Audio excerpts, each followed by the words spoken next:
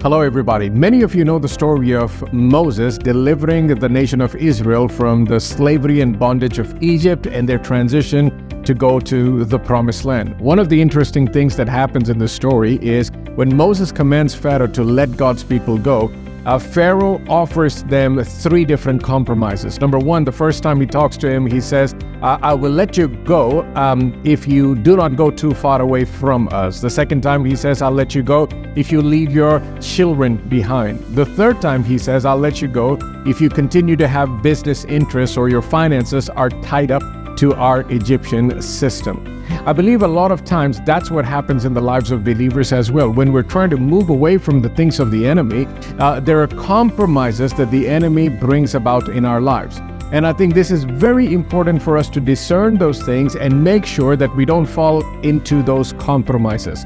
Let's take a look at Psalm chapter 1. Many of you know this scripture. In the book of Psalm chapter 1 and verse 1 in the Amplified, it says, "Blessed, happy, fortunate, prosperous, and enviable is the man who walks and lives not in the counsel of the ungodly, following their advice, their plans, and their purposes, nor stands submissive or inactive in the path of where sinners walk, nor sits down to relax or rest where the scornful and the mockers gather."